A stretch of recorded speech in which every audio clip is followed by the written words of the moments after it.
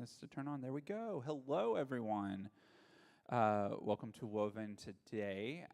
We're going to keep the announcements short today, but I'm so excited because Marissa, our dear friend from Beaumont, is here to talk to us about immigration today and social work perspective on that topic. So, yay, I can't wait to hear what she talks about. So, next week is kind of somewhat of a big deal. Yeah, April LaJoy, whose book just came out last Tuesday called Star Spangled Jesus, which is about informing us about Christian nationalism and the dangers that it poses in our lives and her story in Christian nationalism. She's going to be here to talk with John about it. And then she will also be selling and signing books in Pride Hall next door. So that'll be the service next week. So definitely encourage you to come and attend and participate in that time. And then at the end of October, after the service, we're going to be doing a potluck.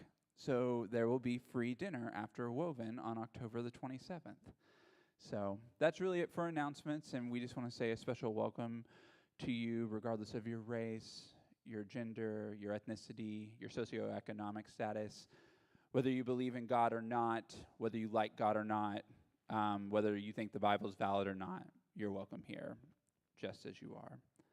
And we're going to start today with a prayer from Black Liturgies, which is a prayer for worth.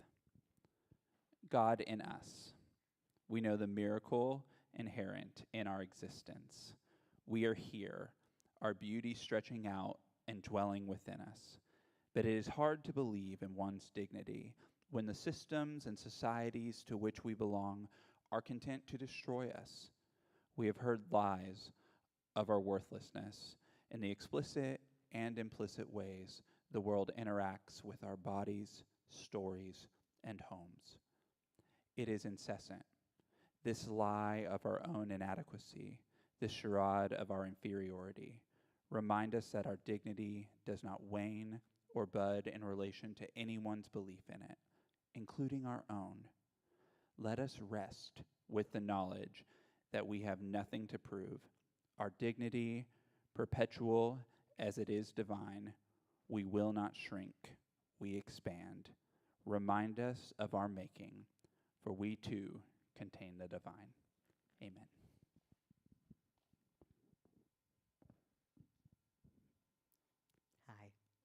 So, I feel like a preschool art teacher a little bit.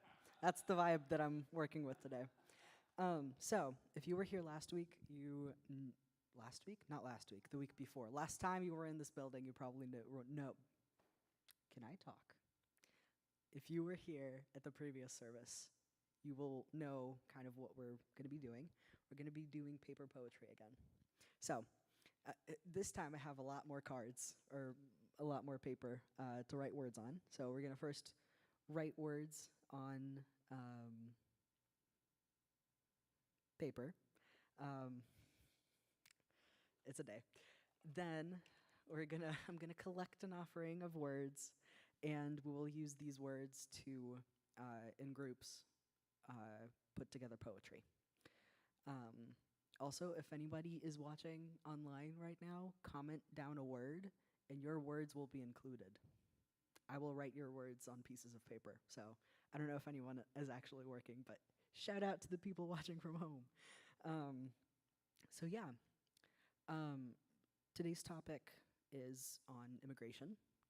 And one of the thoughts, feelings that well, first of all, immigration is a fairly close to home topic because my parents are immigrants, and technically I am too, but it's complicated. So home is a challenging concept, and for some reason it is also tied, in my mind, tied to immigration. So when my prompt to you is think of home. What are the feelings that you have connected to that word? For some of you, it might be, like me, challenging to have like a warm and fuzzy feeling. Or maybe you do have a warm and fuzzy feeling. Talk about it, think about it. Um, Write down the words that you associate with home. Um, and then we'll put into go break out into groups and make poems. So I'm gonna pass the papers around. I'll pass pens around. Grab as many papers as you'd like. Not like half of the basket. You can like grab a handful, not like all of it. I trust you. I believe in you. So.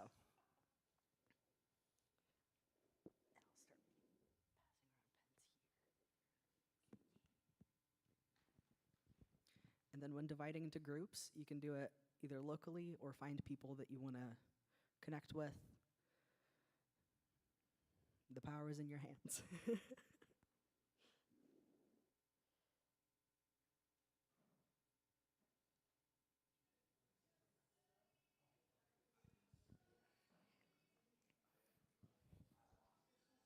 It's making its way around.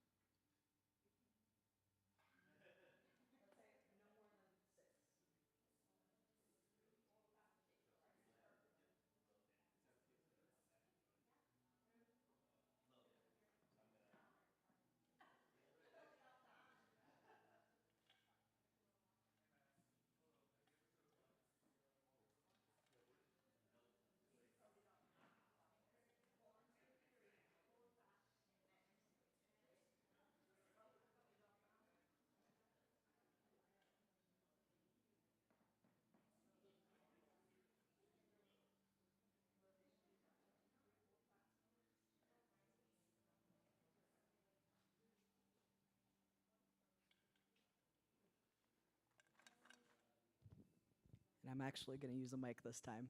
So now I'm going to come around with the offering plate, and I want everyone to take, let's do 3 words per person. I think that's going to be enough. Or 2, 3 or 2, you decide. And then with your group, put together a poem. And I'll pass around some bigger paper to put the words on and tape as well. So, does that make sense? Any questions? No? All right. Here come the words.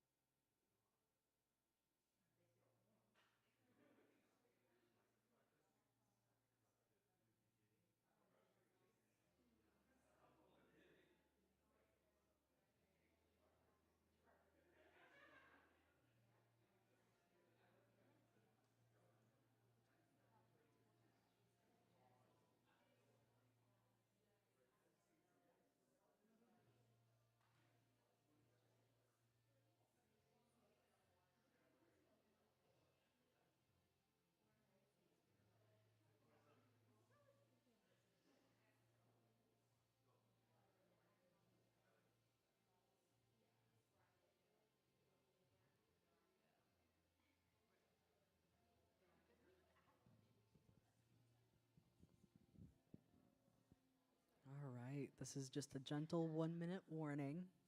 So start wrapping up and finalizing your poem. Start gluing the pieces to the paper, and we'll move on.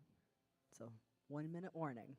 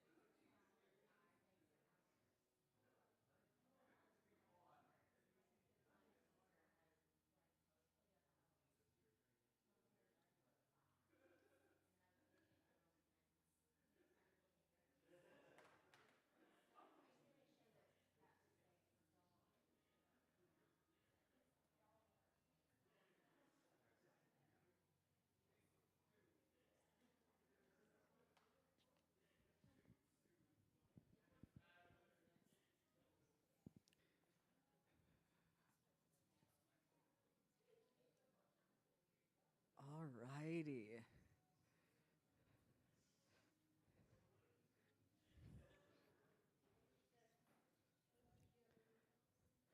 So, I would like to take a quick vote on, do we want to read the poems now or just to display them after the service so people can read them on their own? So, let's just take a quick vote. Raise your hand if you want to display the poems after the service. Okay. That one wins. We don't even need to take a vote. Cool. Awesome. So, I think we're ready for you guys. Yeah. So, please welcome today's speakers.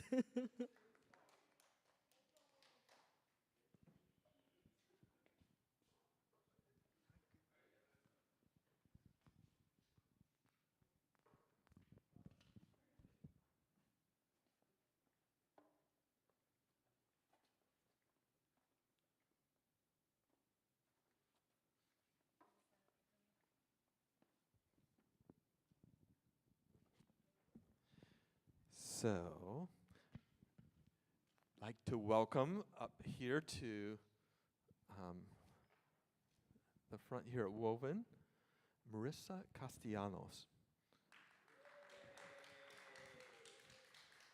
Thank you so much for having me. It I'm is really glad to be here. so good to have you. Marissa is a social worker, not an attorney, so anything she says is not legal advice. It is Very important information. It is for informational purposes only. And you work with a group called Love 146. Yes. And it's a nonprofit, works with child trafficking. So you might wonder to yourself, what would 146, like how can I make that work? Like what does that come from? So it's an interesting story actually. Where does that come from? Sure. So I work at Love 146, which they have an origin story online. If you'd like to watch the video, it would be much better than me trying to explain it. But my understanding is 20 years or so ago, when the founders were on a trip to the Philippines, they happened upon some child sex trafficking that was happening. And they reported it to law enforcement. And law enforcement came out and responded, and they were able to recover several of the children except for a girl who had the number 146 on the front of her shirt, which all the kids had a number on the front of their shirt. So they didn't find that particular child.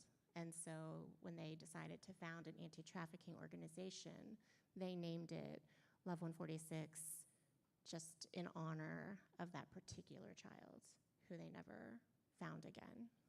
I mean, I think that's a really poignant story. Yes, yes.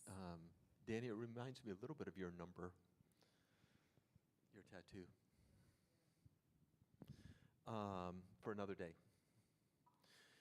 So, a social worker working with child trafficking, I mean, how do you get there? Like, do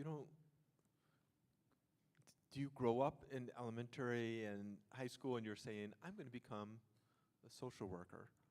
No, I wanted to be a doctor, but I was really bad at biology and basically every science.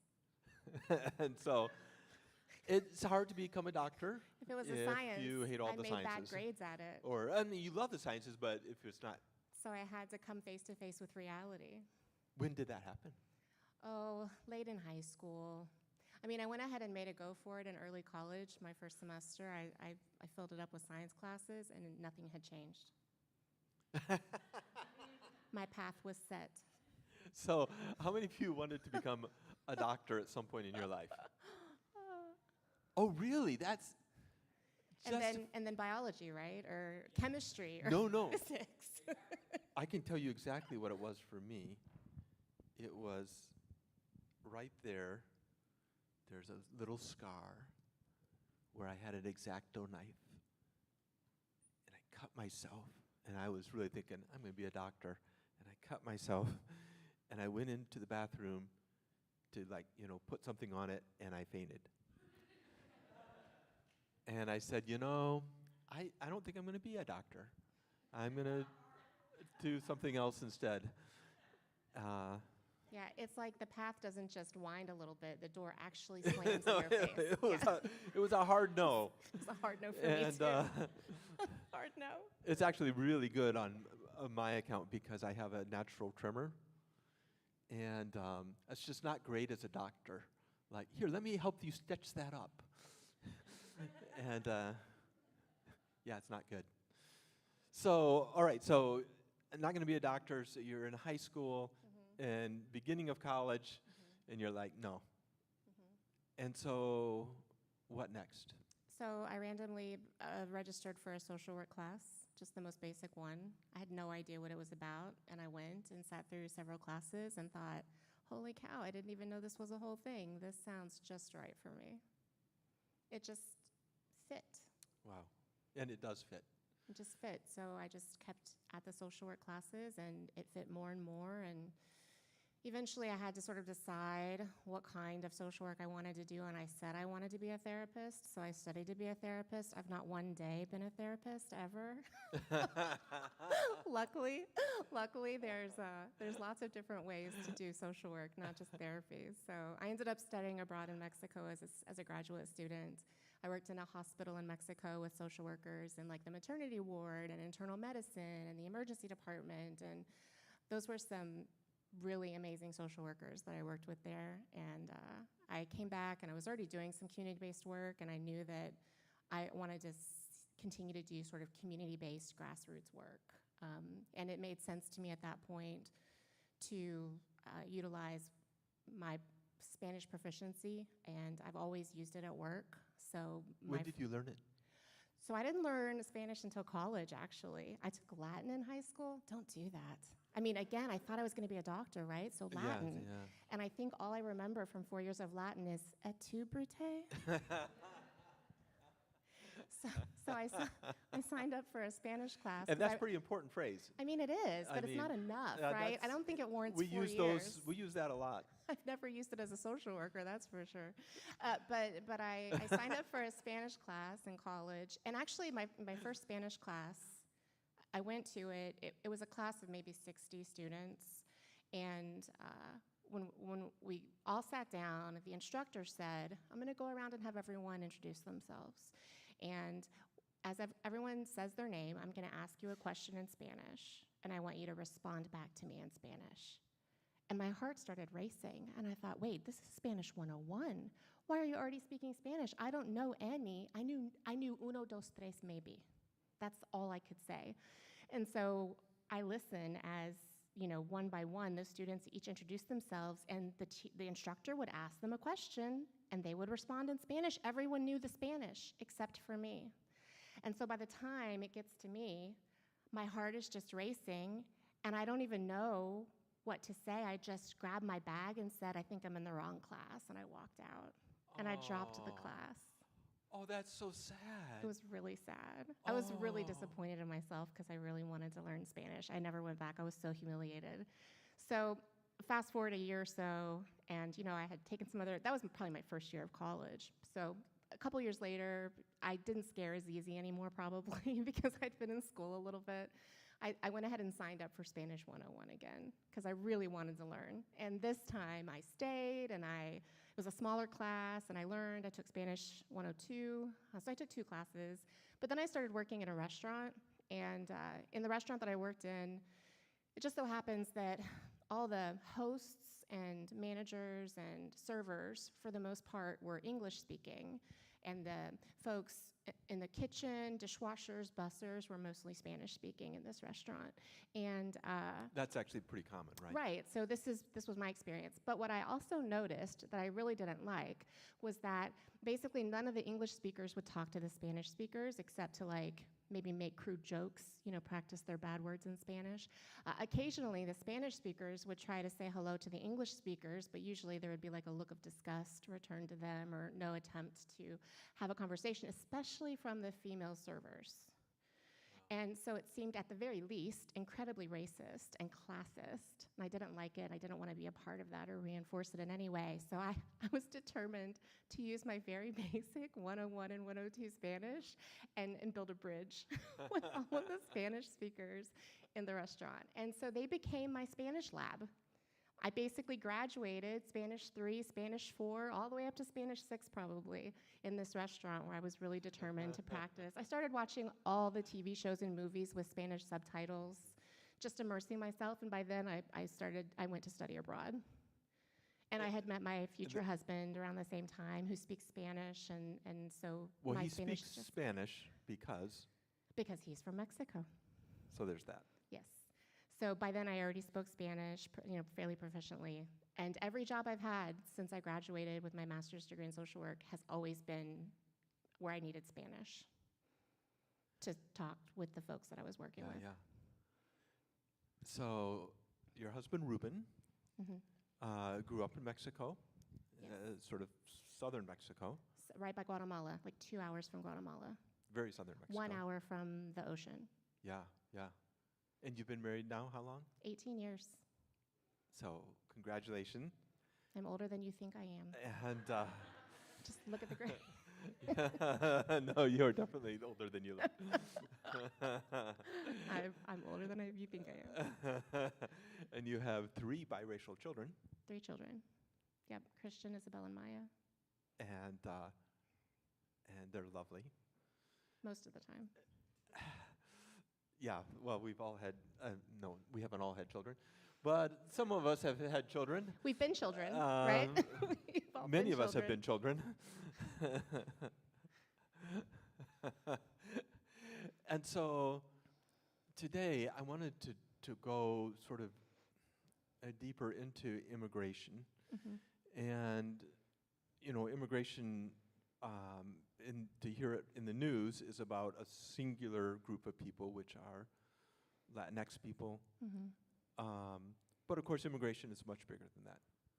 Includes many different groups. But the ones that are being vilified are either black or brown in one of our parties.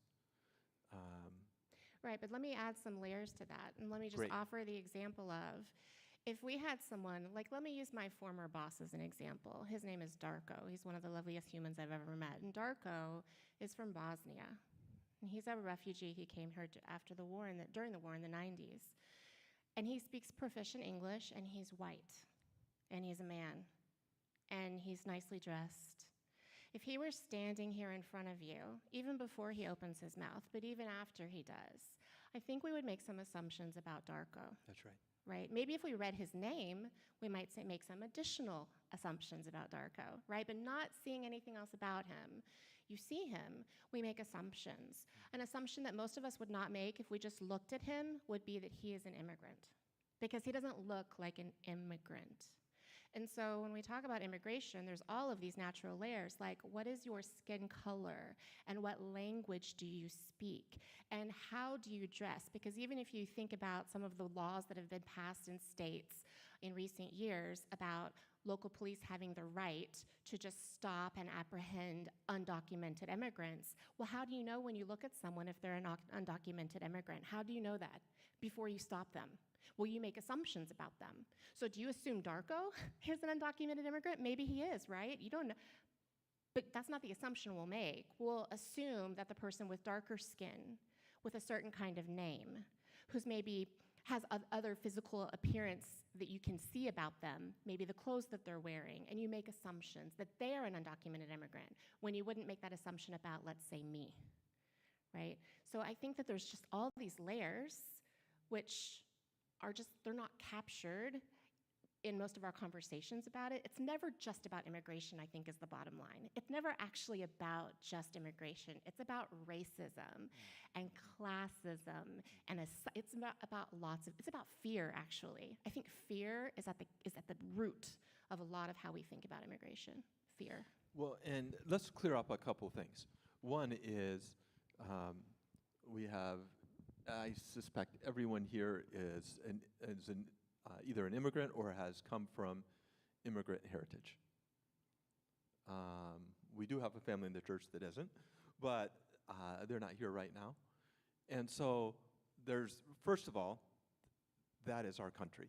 Second of all, we need immigrants in our country. We don't have enough people. And certainly not for our workforce, we don't have enough people. Tell us some about, you know quite a bit about this, tell us some about the economics of immigration. Sure. Well, let me start with what you said, John, about that we all come from a history of immigrants. I think the reality in this country is that we actually usually don't remember our history. Like, we have this condition where we forget, if we ever did know, right, about so many things. And so we continue to find ourselves doing the same things over and over again. We forget that we're immigrants. We forget that we come from a history of immigration. I think that's long forgotten by so many of us. But add to that, I think, the reality that from the very beginning, from the beginning of this country being established as the country that it is today, think about who has come here from the beginning as immigrants and what role they've played. From the beginning, we had folks coming here who were made to work as indentured servants. Those were some of the first people that came to the United States, were required to be indentured servants. We exploited people for their labor. We even took people who were already living here, Native Americans and many others, and exploited them for labor. And then we brought more people, right? The transatlantic slave trade, and exploited more people for labor and lots of other things. But at the root of it, in addition to just how horrific and barbaric it is, at the root, we want people to do work for us. We want them to build our businesses and our economy and make our lives better at their expense. And as a country, we do it over and over again. We did it with Irish immigrants. We did it with Chinese immigrants. Right now, we do it with lots of immigrants, but if we want to generalize, I can generally say we do it with a lot of Mexican immigrants and Central American immigrants, and more South American immigrants and Cubans, right? We do it with so many people groups, right? And like John said, it is tied to our economy. It's like, it's in the seams of our society and our economy, how it works. Our economy, I was thinking earlier, if all of the immigrants in our communities were to suddenly disappear, if they were just to disappear all of a sudden, and they're no longer able to engage in the work that they do every day, which most immigrants are here working, right? Here working. Can I just say one thing on that? Yeah. So there is a particular presidential candidate who has threatened to mass deport millions of immigrants. Yeah. And so that's actually a real example of what you're going to talk about. What would happen if that actually happened and Right. 16 million immigrants were taken out of the country? Yes. I mean, so if you think about all the folks in our country who are immigrants, whether they're documented or undocumented, we're talking about millions and millions and millions of people who are engaged in every sector of our economy, from the most professional jobs of doctors and lawyers, and even many of them are here on visas because we want to bring the best scientists and people from countries around the world. We're familiar with the fact that we bring in farm workers on visas, right? But we don't know that we bring people in on visas for every sector because we want the best, right? But we also want people to work jobs that we can't get filled otherwise because we pay so little. We don't offer benefits, right? They're very informal labor sectors, right, that folks are working in. And so we give those jobs to folks who will not shout out about their workers' rights, right, who won't cause a problem about how much they're being paid. And so it's not by accident that over and over again, those are immigrants. And so who is it that's, picking our avocados and our oranges and just every type of produce that we have? Who's milking our cows? Who's, right, everything you can imagine. Building right? our buildings, Building building our our houses, houses, roofing right. our roofs. So many sectors in our factories, right? We can't even see many, and we can't see them because they're behind walls, right? Doing work every day. But they're key to our economy. And if they were to suddenly disappear, our economy would tank. If people are mad right now about paying $3 or $4 for a dozen eggs, how much more angry would we be if it cost $20 for a dozen eggs? Because I can tell you that right now, there's a lot of human trafficking in the egg sector, where there are lots of people caring for the chickens in poultry houses because there's very little oversight of poultry houses, or the eggs themselves. There was a big case in Ohio, Trevelyan Farms, that was trafficking minors from Guatemala in forced labor, right? And that's so that we can have eggs at $3 a dozen. Imagine if they actually paid their workers and had good conditions for their workers, how much these products would actually cost to us. Imagine how much the cost would go up. This is the cost when we're not actually paying appropriate wages to the workers. Most of the money is going to the people at the top, right? And usually paying for the cheapest products possible, the cheapest ingredients, the cheapest fertilizer, the cheapest everything in order to have more profit. But it's definitely not going to the worker, right? And so this causes a lot of issues. Again, not just in the production of products, but also in services. There's a lot of services that we get every day that are provided to us by immigrants, right? So then the cost of services goes up because we'd have no immigrants for our labor sectors that they fill for us every day. And what will we do? Will we suddenly stop eating eggs? No. What will happen? Right? There will be outrage. I don't know how many of you have read The Grapes of Wrath, but chapter 25 is where they talk about the oranges falling off the trees and no one's harvesting them. And there's a rage in the people, and there's a growing wrath in the people, right? Because everything is going to waste. This is the same sort of thing we would see if there was this disappearing of all of the immigrants. They are key to our economy, beyond just being humans, right? There's a great book called The Great Escape that I just read recently by Sakit Soni, and it's about labor trafficking in this country, a big case along the Gulf Coast after a disaster. And one statement that he wrote in that book stays with me, and it's that over and over again in the history of this country, what we have said just again and again is, bring us workers, but not full human beings. Bring us workers, not full human beings. So this is what we do.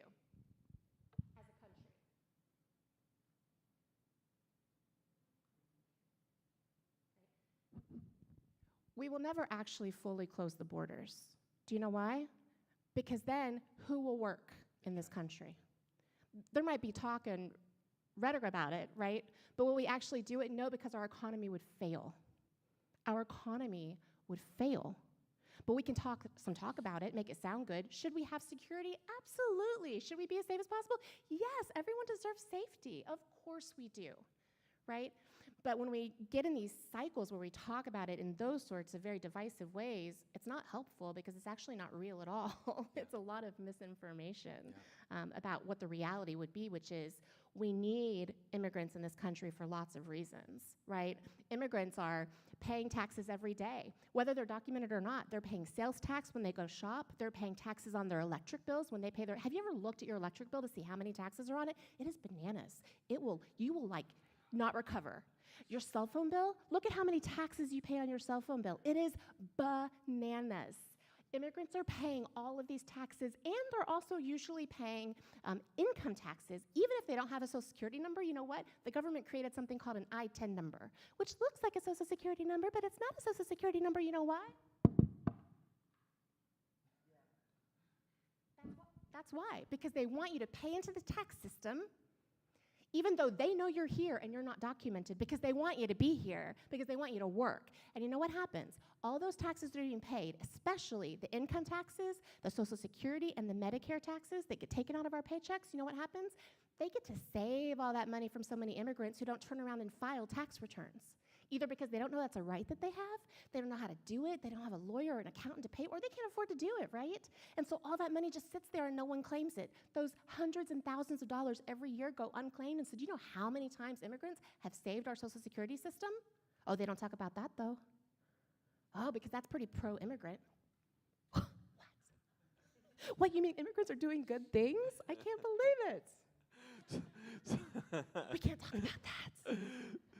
So there is a complex part of this, which is there is a line between we do sell our labor all the time, right? That's what every time you go to work, you are selling yourself your own labor for money, and there's a difference between that and exploitation. So that's the complexity, right?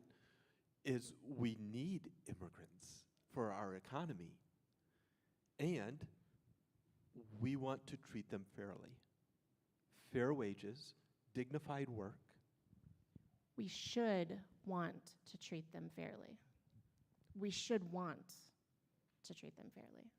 So this morning I talked about some plans going forward, some policies that we should have. So one policy is a guest worker visa that doesn't exploit workers. So you see people using H2A and H2B as those are, in essence, guest worker visas. But you see them and how they are exploitable. Yeah, so, H2A workers, it's for farm workers, right? Farm owners apply for these visas. In Kentucky, every year, there are at least 7,000 approved H2A visa worker visas that are given out. That's every year, and they're for 6 months at a time. And so the worker comes, the employer's supposed to pay for their travel to get here, and there's a contract. And the contract outlines how much they're going to be paid, where they will live, how many hours they'll work, et cetera, et cetera. It's in the contract for 6 months. It's fully legal. There are lots of good farm owners out there. There are a lot of people who do right by their workers. Also, there are a lot of farm owners who do not do right by their workers. And if you want to exploit people, this is a great system to do that. Because when these H2A workers come here, they have no power, and their employers have all of the power. Okay? So what happens when someone wants to exploit the worker is they have them working many more hours than their contract says. They either don't pay them very much or they don't pay them anything. And you have someone who's afraid to complain because they're being told that if you complain, I'm going to call the police, and the sheriff happens to be my friend, says the farm owner, and they're going to put you in jail. And then who's going to feed your children back home? Because no one's going to be sending money back home to your family, which is why you're here in the first place, to work, right? And they can't speak English, perhaps, and so they don't feel like they can speak up for themselves. They don't know that they have the right to be paid for their work, even if the employer changes their mind. They don't know that it's illegal for the farm owner to make them work on 3 different farms, or to abuse them, or to not feed them, or to control their movement and transportation and not actually ever let them off the farm, right? They don't know that these are rights that they have, and so it's easy to exploit them, and their work is so isolated, right? Most of our beautiful, beautiful farms, they look so nice from the road. Can you and I get on them? No, because they're closed by gates with codes. So who sees how those workers are treated? Virtually nobody. Virtually nobody. And so who is going to help them? So the exploitation goes on to the financial profit and benefit of the farm owner. And it's because of the H-2A system. Do we need to have a system for workers to absolutely, we do. But is this one really, really broken? It absolutely is. Because the power is all in the hands of the employer, right? And there's not much oversight. There's not much checking. It's pretty easy. If they take the passports away from the workers, it's pretty easy for the employer to just give them back before they're going to have a visit from the Department of Labor. And then they take them again. Because without their identity documents, they feel like they can't go anywhere. So employers will often take their visas away.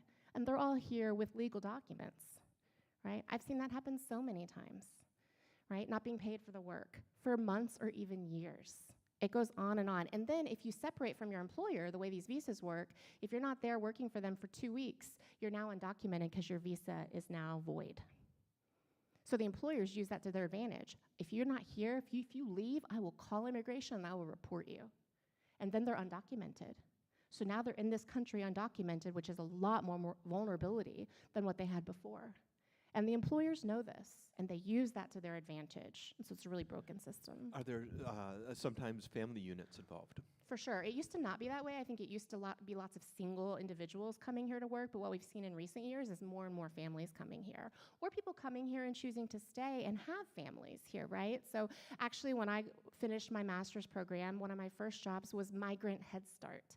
Migrant Head Start is specifically a program for migrant families because the government, again, doing this whole thing that they do, right, said, we need a program that's federally funded to support migrant families because we have so many of them. And so I went out onto farms and I met families.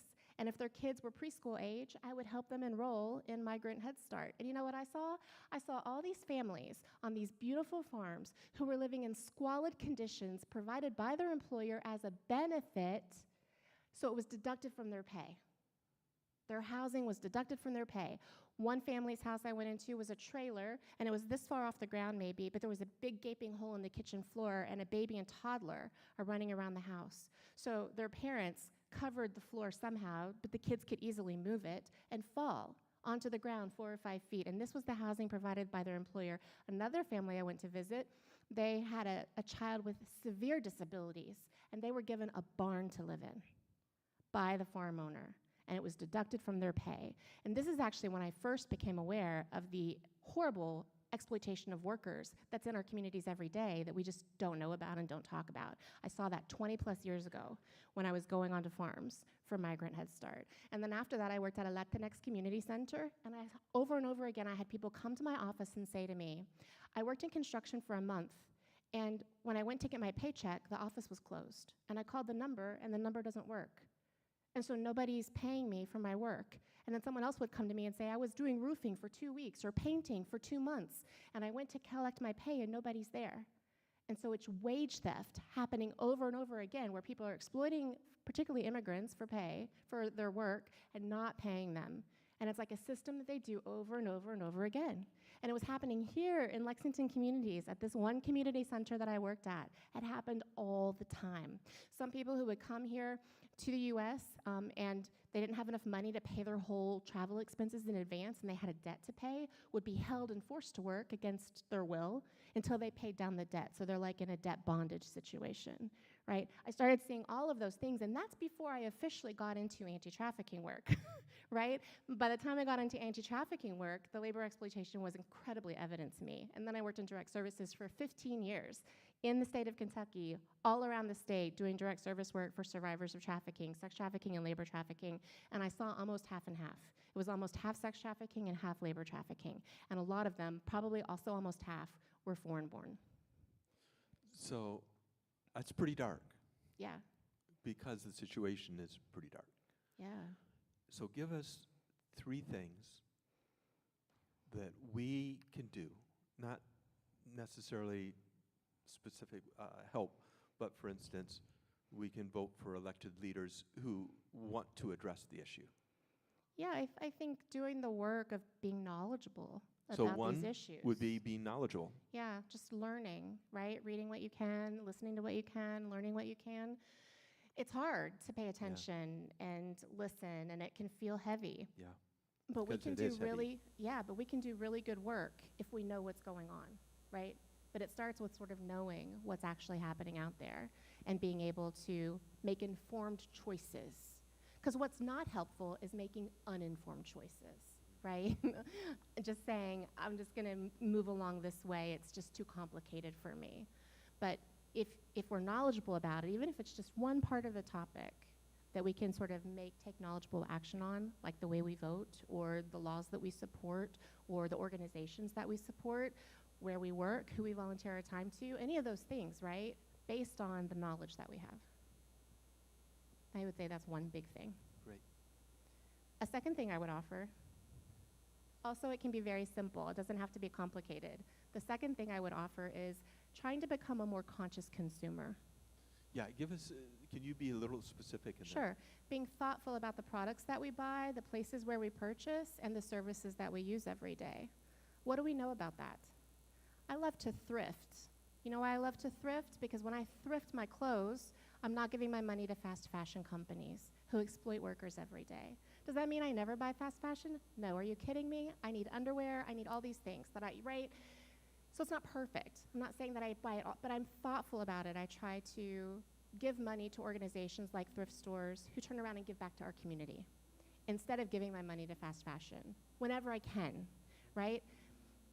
And that's cheaper, it works out better for me. But then there's harder choices, like if I want to purchase products that I consume, that's going to be more expensive if I'm trying to think about people being paid ethically for their work. So if I want to buy fair trade coffee, right, or buy fair trade sugar, it's going to cost a little more. And that gets complicated because we all have limited amounts of money available to us. So it's doing it when you can. You know, if I'm in Louisville, for example, I'm going to go to Heine Brothers first because they serve all fair trade coffee, let's say, right? You could make little choices like that every day, just being thoughtful about the type of consumer that you are. When you buy stuff online, when you go to buy a book, I'm going to recommend the book Undocumented Americans by Carla Conevivijos. I'm going to recommend Solito, which is a great book about immigration. And if you decide to buy those, maybe you go to a locally owned bookstore to buy those instead of buying them at a big, chain store online. These are just things we can be thoughtful about as consumers, and it makes a big difference down the line with lots of people involved in those products. Thank you, Marissa. Yeah, thanks so Thank much you for so having me. much. Thank you. It's really important that we hear what's happening and what's going on so that we can make educated decisions, so that we can care for people, and so that we can not be, gaslighted into believing things about immigrants that aren't true. Yeah, so I would offer one third thing, right? absolutely. The third thing I would offer is to maybe just be as careful as we can not to make assumptions about people or their circumstances, right? And maybe instead just to listen and pay attention and ask some questions, right? And that can affect sort of lots of different circumstances and issues, not just immigration. But I certainly think that's true with immigration as well, right? That's so good. Good. Thank you, Marissa. Yeah, thank you. And we're going to come to the table as an act of hospitality. So if you would, you can go to the back and get some juice and crackers as an act of Jesus being hospitable with us so that we can be hospitable to others. So if you would, you can go, and then we'll take those together when you get them.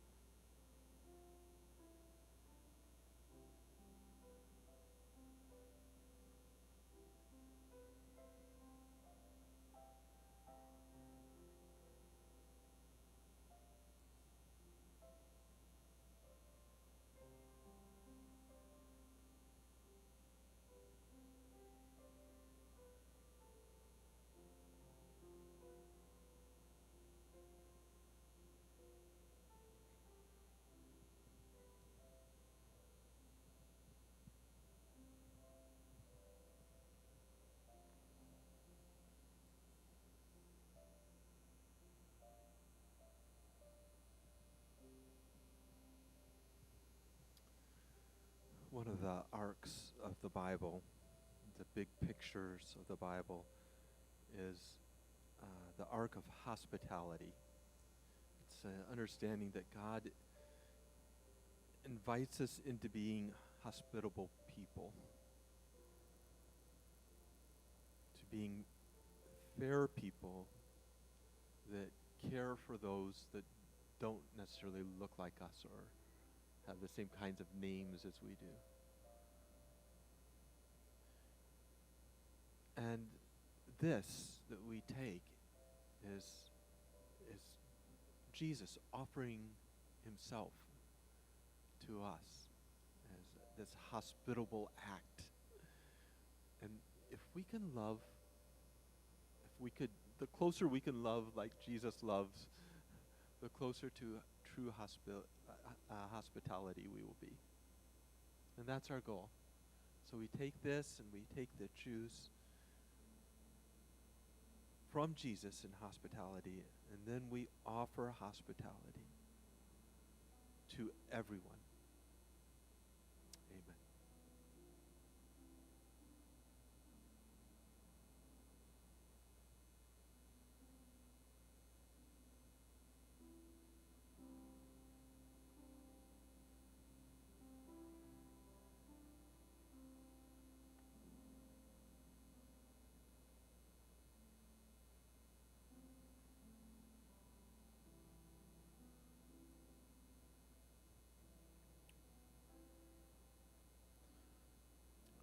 Jesus, thank you that you look on all of us,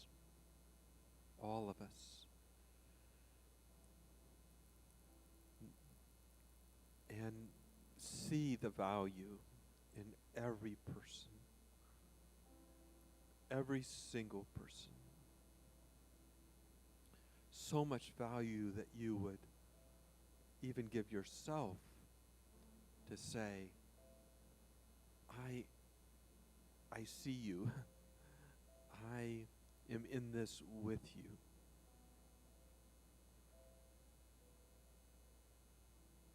And so now as we go, will you give us hearts like that, that are hospitable, that see hurt, that see injustice. And will you give us the love that conquers injustice? Thank you for Marissa. Thank you for her work. Will you give all of us the ability to love well? Thank you for this time, even now. In Jesus' name, amen. So good to have you all with us today. And Marissa, thank you. Thank you for bringing passion to this. It's really important. And, we're all beginners here. Not you, but the rest of us are really mostly beginners in this whole topic. So be patient with us. Help us to try to do this well. Thanks, everybody. Great to be with you. Next week is a pretty important week for us here, with April's being here. Especially the Asbury folks, would you invite, this is the time to invite, to hear April and Christian nationalism, another topic that's just so relevant right now and so important for us to address. And here we have one of the national spokespersons of the whole movement, of the anti-Christian nationalism movement, to be clear. Though when you hear her story, there's a part of it where also she was a spokesman for it back in the day. A lot of us have changed, and that's a good thing. So anyway, next week, April being here, and then in 2 weeks, Steve Clements is going to join me, one of the deans the dean at Asbury. Yep. He's great. No, you can trust me. He's great, and we're going to be talking about voting, and that'll be really fun. And so we've got a lot coming up. Great to have you here. We'll see you next week.